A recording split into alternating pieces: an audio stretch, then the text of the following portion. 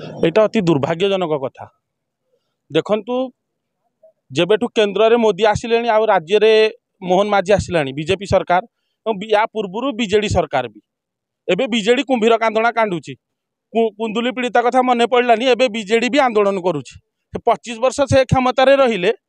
किंतु गोटे नारी को न्याय दे पारे ना। मोहन माझी से जड़े रबर स्टाम्प मुख्यमंत्री जो राज्यर उच्च शिक्षा मंत्री घोड़ा मधुआ से राज्य में छात्री मान धर्षण हवाटा निश्चिंत मंत्री जो रकफोर्ट रिजर्व पीकी गड़ुंट राज्य आ कौन हम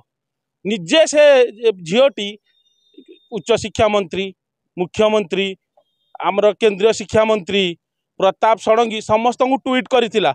ता ट्वीट देखिलेनी एबे ट्वीट करी कहउछंती हमकु बड़ दुख लागुची अयो निर्लज मंत्री तुम अधिकार नहीं जो तुम निज छात्री को सुरक्षा दे पारुन न्याय दे पारुन तुम शासन व्यवस्था रही तुम अधिकार नहीं ओडिशावासी 4.5 कोटी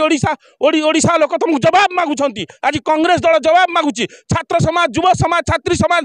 जवाब मागुची तुमको जवाब दबा पड़ो ये जगन्नाथ माटी ये जगन्नाथ माटी नारी निर्यातना के बर्दाश्त देखो आज्ञा गोटे निरीह झीटे बारंबार ट्वीट करिछि प्रशासन को गुहारी करिछि कॉलेज रे जणैछि समस्त की जनइला परे से तार कौन है शेष जो हारासमेंट होती शेष निष्पत्ति से नहीं आत्महत्या करने मोर कहवा कथा केवल जो कॉलेजर कर्तृपक्ष जो मैंने संस्कृत थे से केवल निलंबन बा बहिष्कार करदे कथा हम कि आज्ञा आम्भे चाहूँ सरकारी ऑफिशियल हैंडल रे ट्वीट करिछि माने एथिपई सरकार दायी कहीं तार रिप्लाई देना तेणु सरकार को एग्नेस्ट केस हवा दृढ़ भाव कहूँ नारी जो आम महिला उपमुख्यमंत्री अच्छा एवं माननीय राष्ट्रपति महोदय अन्य राज्य में कौन महिला मान अत्याचार आसला आप सांगे सांगे पार्टी पिटे दौरान निज राज्य में माने गोटे कॉलेज छात्री बापा माँ तार कौन करुवे कांदुवे कौन कहते से कथा माने क्या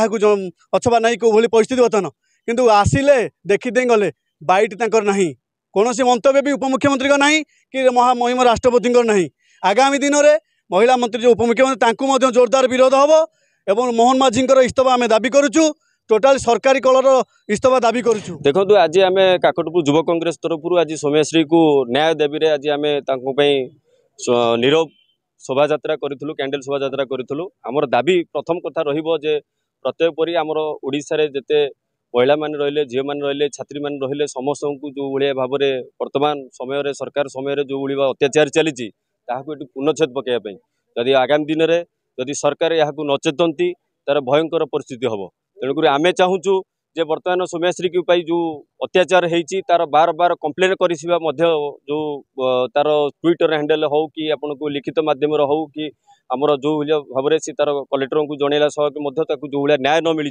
तेणुक सी तार आज आत्महति देती यहाँ गोटे आत्महति भी कहबनी यहाँ हत्या कर गोटे प्रायोजित हत्या तेणुक आम चाहूँ एतरे जो मैंने संपृक्त अच्छा से कठोर कठोर शास्ति दि जाऊ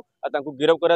इस्तीफा दी आम दाबी करुचु जे आगामी दिन में यही जो समस्या घटुची बर्तमान त्वरान्वित न होगा आम दाबी करुचु।